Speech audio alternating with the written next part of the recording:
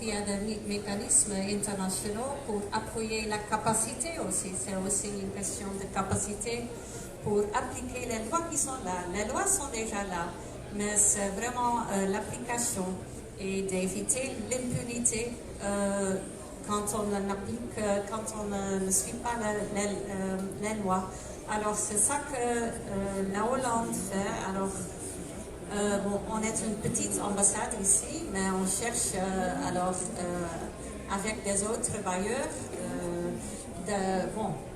de plaider auprès l'État et de travailler ensemble avec l'État et avec le secteur privé et avec les ONG. Merci. On va prendre tout à l'heure vos questions, mais Monsieur le directeur général, vous êtes quelqu'un qui vous engage concrètement.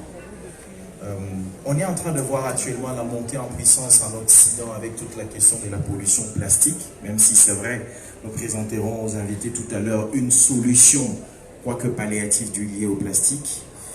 Est-ce que vous pouvez nous donner un exemple, je ne veux pas dire d'une décision courageuse, mais d'une décision obligatoire qu'il faudrait prendre si nous voulons réellement penser aux générations futures? Est-ce que dans le business, dans la pratique quotidienne, vous avez des exemples concrets de actions qui peuvent être menées, courageuses, peut-être qui vous impacteraient, mais qui vont permettre justement à résoudre le problème environnemental?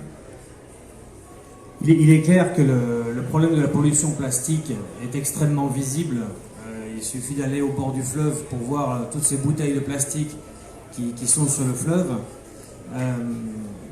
Alors ta question est à double tranchant quand même, parce que tu veux que je me fasse mal, quoi. C'est pas grave. Tu fais partie parce que voilà, il ne faut pas se voiler la face. Tu as dit tout à l'heure, Autriche. Qu'est-ce que toi tu ferais? Nous produisons effectivement des boissons gazeuses sucrées en plastique. Alors l'ensemble de cette pollution plastique, elle vient des bouteilles d'eau et elle vient des bouteilles de boissons sucrées plastiques. Je vais donner un exemple. Aujourd'hui, rien n'est impossible à faire. Par exemple, d'interdire les boissons sucrées en plastique.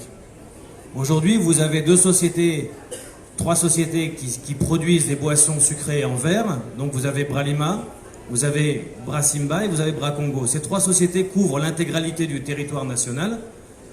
Pour quelle raison doit-on faire des boissons sucrées en plastique? On peut l'interdire. Moi, ça va m'impacter. Ça va m'enlever une partie. Je vais devoir supprimer une ligne de production. Ok, et je ferai une autre ligne de production en verre recyclable, je polluerai moins. Ça, c'est quelque chose qui est faisable de suite, qui nécessite finalement très peu d'efforts, juste dire voilà, on arrête les bouteilles plastiques pour les boissons gazeuses et on garde, pour l'instant, pour l'eau, c'est plus compliqué. Donc pour l'eau, on peut, dans un second temps, commencer à réfléchir à faire autre chose. Mais pour les boissons sucrées, on peut le supprimer immédiatement, ça n'impactera pas le Congolais au quotidien. Ça, c'est un acte qu'on peut poser effectivement d'une façon courageuse. Moi, ce que je dis, c'est que si demain, une loi sort en disant voilà, les boissons gazeuses en plastique sont interdites, le jour même, nous la respecterons. Excellence. Ça, c'est courageux, ça. Vous pensez vraiment que l'État congolais, son Excellence, Monsieur le Président de la République, êtes-vous prêt à prendre des mesures courageuses, déterminées, aussi bien sur la question de la corruption, aussi bien sur la question de l'obligation urgente d'agir pour la planète? Merci beaucoup, mais sinon on n'existerait pas. Gouverner, c'est savoir prendre des décisions impopulaires dont la finalité est bénéfique pour un grand nombre. Parce que nous avons, derrière les chefs de l'État et avec lui, l'obligation de respecter deux choses. Nous respectons Dieu et les biens communs. Parce qu'après Dieu, c'est le bien commun. Chacun de nous sait qu'il est au service de tous. Et je l'ai dit tout à l'heure, la RDC est au service de la planète.